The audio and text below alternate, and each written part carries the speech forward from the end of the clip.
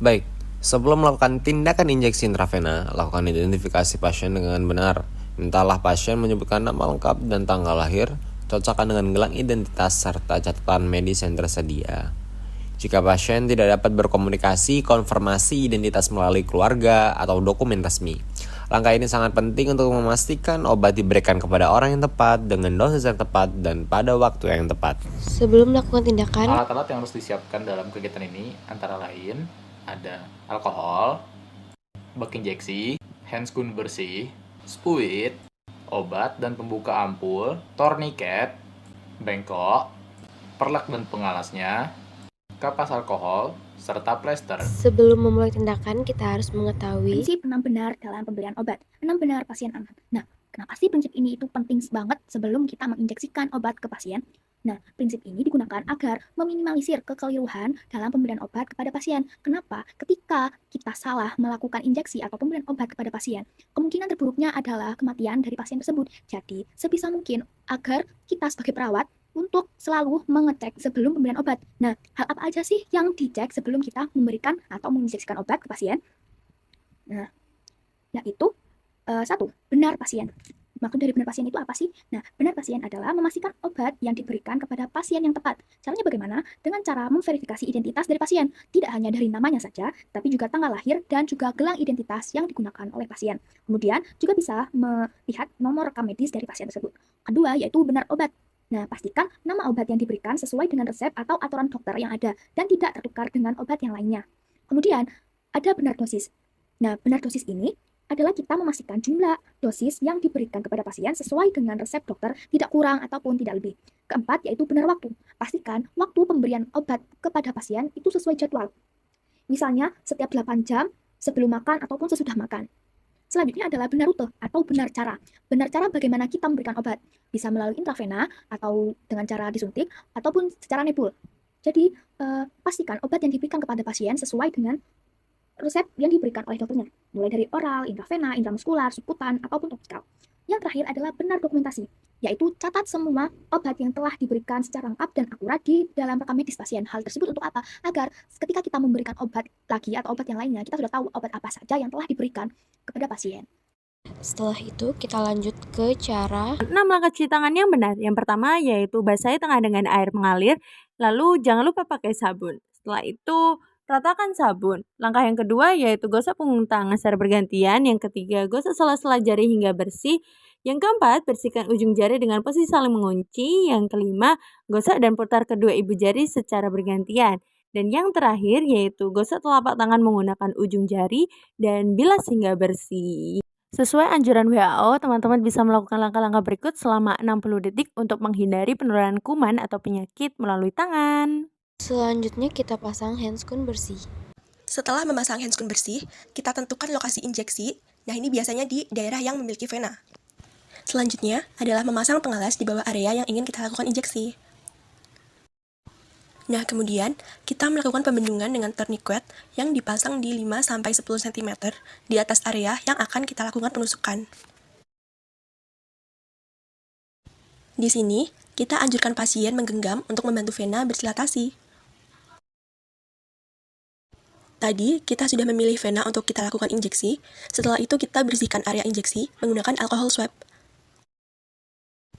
Selanjutnya, kita melakukan penusukan dengan sudut 20-30 derajat dengan bevel menghadap ke atas. Nah, setelah muncul darah berarti ini tepat di intravena, maka kita lepas tourniquet dan kita masukkan obat secara perlahan. Setelah obat dimasukkan, kita tarik jarumnya secara perlahan. Jarumnya langsung kita buang ke safety box. Setelah itu, kita lakukan penekanan di area injeksi. Setelah darahnya tidak keluar, kita tutup dengan kasa steril atau dengan pemasangan plester. Selanjutnya kita rapikan pasien dan alat yang kita gunakan. Setelah itu kita buka handscoon dan cuci tangan. Dan untuk yang terakhir, saya akan menjelaskan fase terakhir dari pemberian obat melalui intravena, yaitu fase pasca injeksi intravena. Nah, ini meliputi 3, yaitu dokumentasi, evaluasi, dan edukasi. Nah, di sini saya akan menjelaskan 2, yaitu dokumentasi dan evaluasi. Nah, untuk yang pertama, yaitu dokumentasi.